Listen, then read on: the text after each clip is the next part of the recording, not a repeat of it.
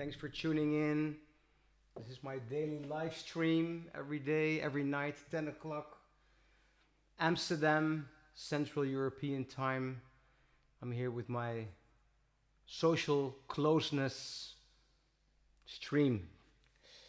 For those of you who are watching on Instagram, um, I also see there is a lot of backlight there, and Instagram is separately on my phone. If you go on my YouTube channel or my Facebook page, you will have much better quality. So please, yeah. But I switched it on anyway, but it's hard to combine. So thanks for tuning in again, and let me. Oh, there's a lot of chats here already. Let me check. This is agreeable, a very agreeable habit. Thank you. Hey, Gregory from Cape Town. Thank you, and thank you for promoting and pushing this all over South Africa. By the way, if you like this live stream and you're on Facebook, please share and share with others. Bob, and then with Japanese signs. Who is this? Bob van Luit? I only see Bob with then Japanese characters. Hi, Ellen. Yes. Yes, a request for opera meets jazz. Yeah, I will do that. After this, I'm going to play some Puccini for you. Hi, Charlie. Yes, this connects. Yeah, that's the idea. That's the idea. So, hi, Yvonne. Thanks for tuning in. Wow, every day I see new people. Ciao, Luca. How are you? Good to see you. Luca Charla, wonderful violin player. I've talked about him before. Luca and I are going to start a duo. We were already supposed to play with this duo in South Africa and in Italy, but unfortunately, all these things have to be. We don't talking cancellations again. We're talking postponing. But Luca just posted a wonderful video. Where he's a wonderful violin player, and he works with loops of Take 5. So check it out on his YouTube channel, Luca Charla. My neighbor is tuning in. And hi, Renee. Zainul, hey, from Dakar. Good to see you. Where are you? Are you in Dakar, or are you in the United States? Let me know. Zainul So's a wonderful pianist from Senegal. Also collaborates with great people there, even Youssou N'Dour. So some extremely high quality people here tonight. Look, very cool. So hi, Alexander. Thanks for tuning in. Yeah, wow, I could keep. Yeah, very cool. So again, I started with something like something. I played improvisation. I started this today with the keyboard. I love this keyboard. It's my Roland. I love it because I like the touch. A lot of people ask me which keyboard you prefer. The Nord is great. I love the Nord for the sounds. I love Korg. Korg has amazing sounds. Behind there's another Korg. Maybe you can see it. It's more like an analog thing. I should maybe bring it out again and connect it. It has some great vintage sounds. But like for the keys, I really prefer the Roland for electric piano, way more than to Korg, Yamaha, Kurzweil. Although they all have great sounds, don't get me wrong here. But in terms of touch, I think it comes really close to the piano, the Roland. All right, so I got a request about practicing from Joel Lichtenstein. He asked me, do you have a specific study practice routine? So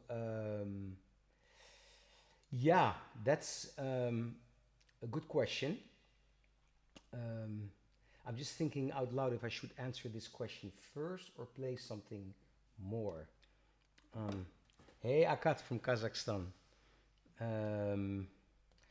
Yeah, okay. Well, since I see there are quite a lot of musicians online now, let me at least chatting. I think there are much more, but I cannot see that. Anyway, let me explain a little bit about practicing. So before I go into practice routine or my practice routine, um, uh, and I'm sure that almost every musician who plays at a high level will agree. Practicing, the most important thing about practicing is that you do it slow. I always say the slower you practice, the faster you will play. And with fast, I mean in time. You'll gain a lot of time by practicing things slowly, working out things slowly, work on every detail. So time in terms of speed, developing speed, virtuosity on the piano or any instrument. This goes for any instrument. And also what I mean with the slower you will practice, the faster you will play. You also gain a lot of time because there is nothing worse for a musician than 5 minutes of this, 5 minutes of that, and nothing really, don't really nail it. You know, you're always like not a little bit insecure, and that really affects your playing. And another thing I want to add to this, it's better to master a small thing until you're 100% sure that you nail it before you move on to something else. And this is a big challenge because, I mean, now we have different challenges in these strange times because we're all at home. You know, people are a little bit more meditative. There is more time generally, although I don't know, I'm crazily busy with doing all kinds of stuff all day. But of course, generally it's like that, but we do have more time. And the thing is, with a lot of musicians, especially I've seen this in the conservatories, with all these students having so much on their plate, you know, they practice something a little bit and then they go on to the next thing without really cover it. So, like, even if it's something, you know, if you need like, I don't know, if you have like, if you would need like just saying something, I may play it slow.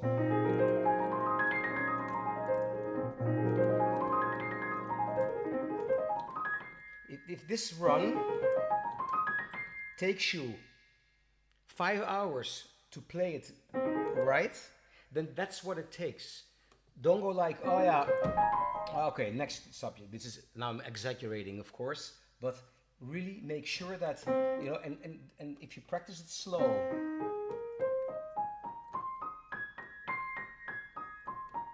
always with metronome. I don't have the metronome, well, I could set it up, but that's going to cost a little, you know, I don't want to do this for now for the live stream. If your metronome is not your friend, musicians, if the metronome is or still not your friend, make it your best friend ever. And always have it with you. There's a zillion apps out there. There is a good one I would recommend, which is Pro Metronome. I don't get any commission for this. It's a really great metronome because also you can do like practicing sessions and gradually increase the speed. Wonderful app, Pro Metronome. If you want me, I can write it down later or write me and I'll send you the link and all of that. So practice slow for this. And then gradually build up the speed, always using the metronome. And just like.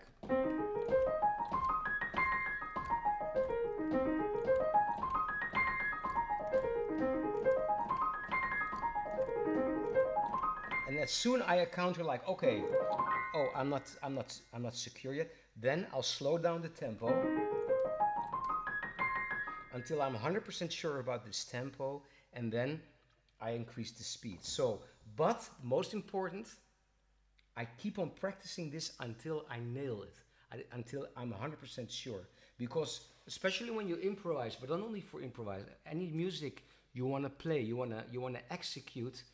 Sometimes maybe this sounds strange, but a technique is also kind of eliminating insecurity. And if you're insecure because you haven't practiced it well enough, that's a terrible feeling, especially when you are on stage playing in front of people. So, so this is like the practicing, like in detail, and whatever. It can be a chord progression, you know, or like let me say something like, you know, 2-5-1. You know, just take your time. So if you need,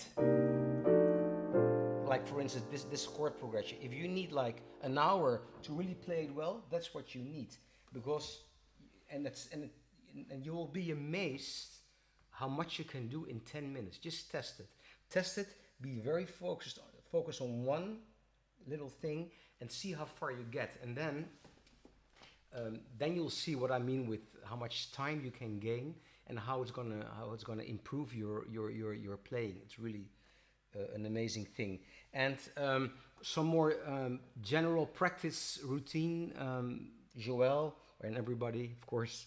What I usually do, well, there are different scenarios. Of course, if I have to, like for a concert or playing with new repertory, that's what I'll be focusing on. And also I practice it slow. That's the main thing, always slow. Sometimes if I play, it can be a live stream or it can be a concert, and there are things which didn't feel right. I remember them, and then the next day I'll work on them. I also sometimes fresh up older music, which I haven't played in a while. It's amazing how much stays there, but it's also good to refresh things. And also, no matter how busy I am, I really play 2 hours a day.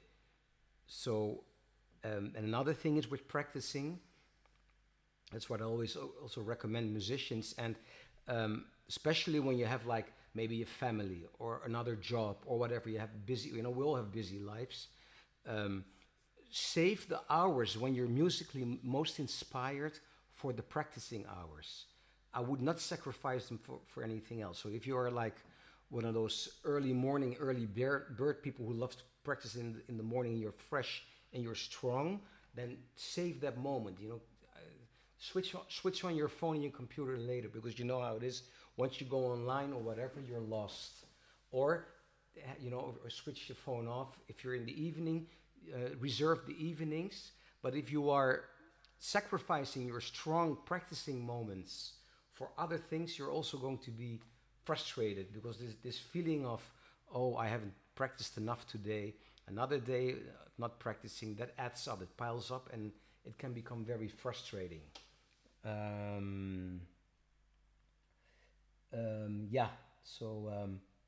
hope this helps, and let me know if you have any other practicing questions. If you have any other general questions every day, I'd say, if you have a request, any music you would like me to play, anything else musically you want me to explain, piano stuff or musical stuff, talk about other music, other musicians, talk about my travels, just let me know.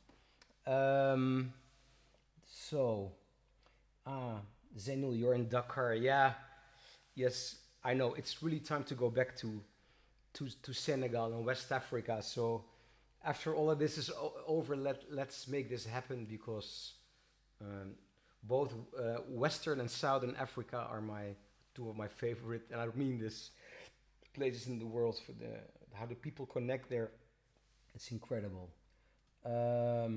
Okay, Hans, I'm happy this helps.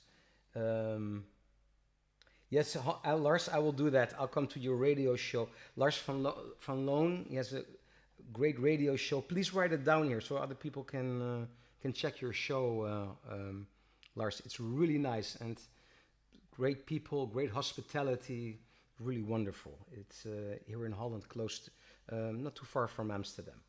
All right, so again, let me know if you have any questions. Enough talking for now. Hi, Valerio. Hey, good to see you. Valerio is a wonderful pianist from Moldova, and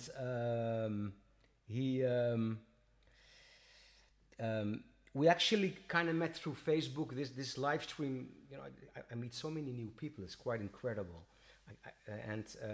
He is a great pianist. I checked his music on YouTube a couple hours ago, and he also is the director of the jazz festival in Moldova, annual jazz festival. So really cool. Thanks for tuning in. All right. So what I'm going to do now, I'm going to play something again, and this is as a request also, but also because I simply love to play it. I'm going to play one of my opera meets jazz songs. In brief, I've said it many times. My father was an opera singer. I grew up with this music, and not many jazz musicians have a connection with opera. But I decided, because I love this music and I grew up with this, to create this project, Opera Meets Jazz. You can go on Spotify and check my music there. There are many albums with this project, also with the Metropole Orchestra. And this one is by Puccini, entitled Fisi d'arte.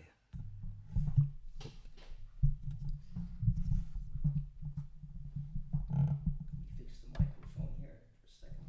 Yep.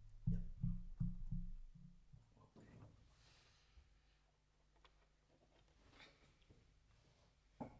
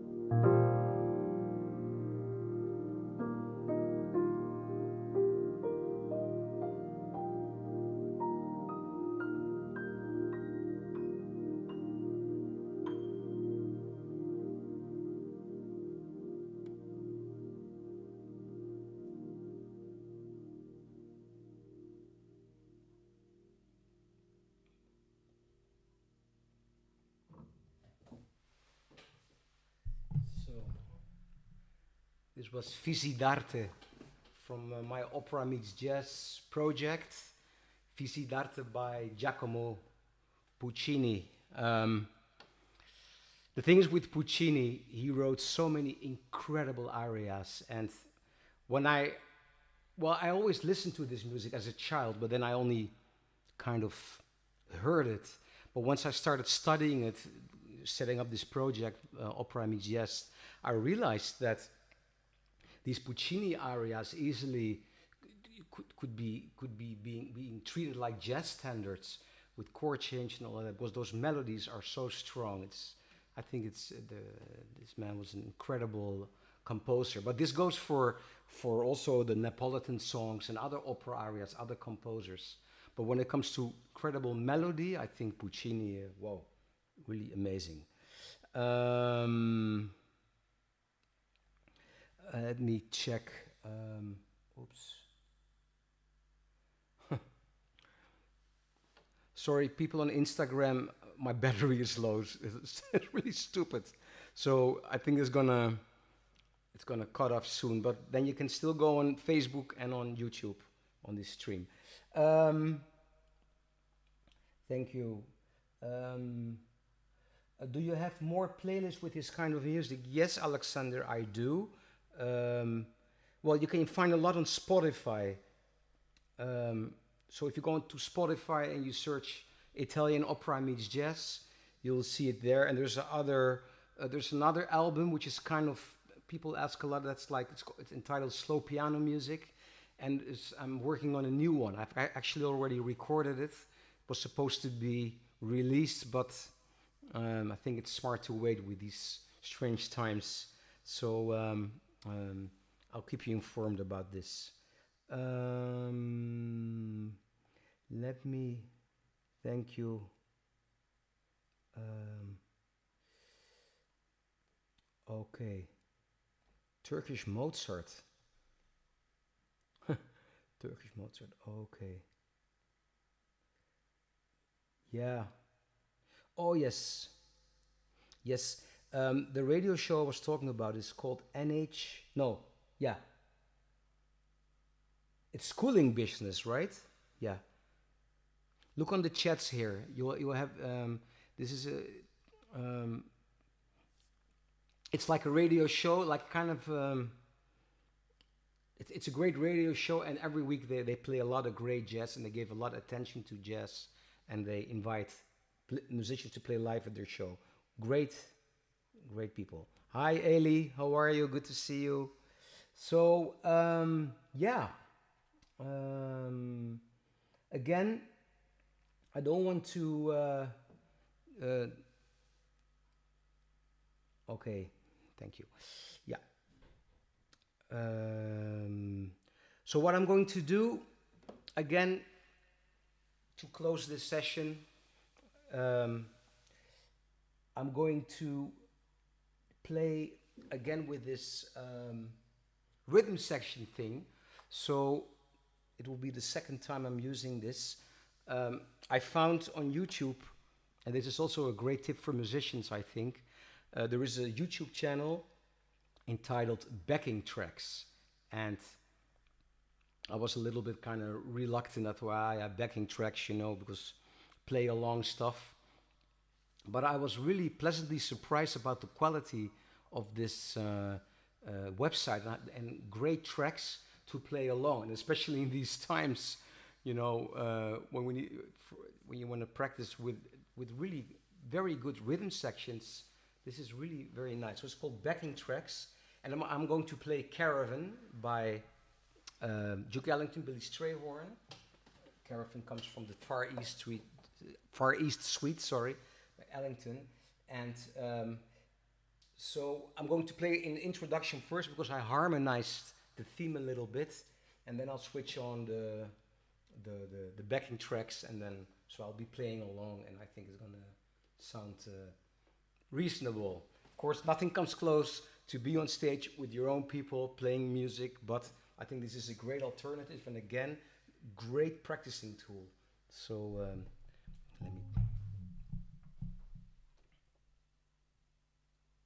Okay, Caravan.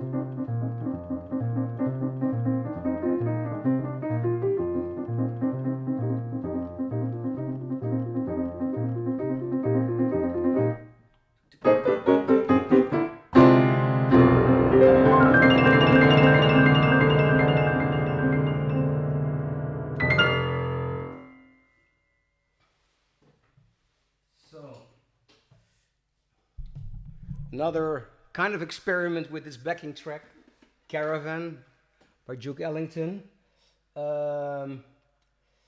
Yes, it's true. This was also used as a tune of a famous Dutch TV show from way back, from years ago. True, true. Yeah, all right. Okay, Reginald, you have a request for Bossa Nova. You mean Bossa Nova, right? Well, I promise you I'll do this tomorrow. I was already thinking of doing this.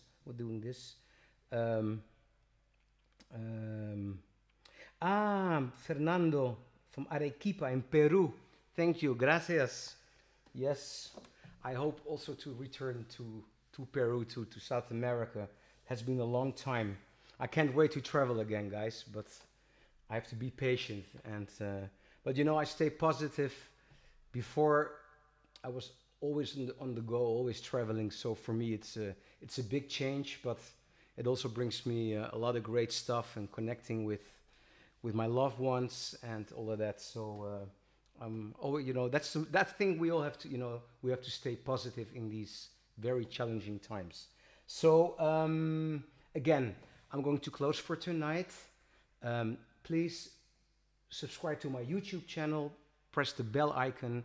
Please have a look on my YouTube channel. There are lots of videos there of all kinds of things, a lot of collaborations with world music, solo recordings with the Metropole Orchestra, with opera meets jazz, fun stuff too, some jokes I posted, I hope you like them, travel vlogs, it's all there. So please go to my YouTube channel. Please share this on Facebook if you like. You can go to Spotify. And again, if you have requests, whatever songs you want me to play, musical advice, travel stories, whatever, let me know and I will be happy to share everything I know. So good night. Thanks for watching. Thanks for tuning in.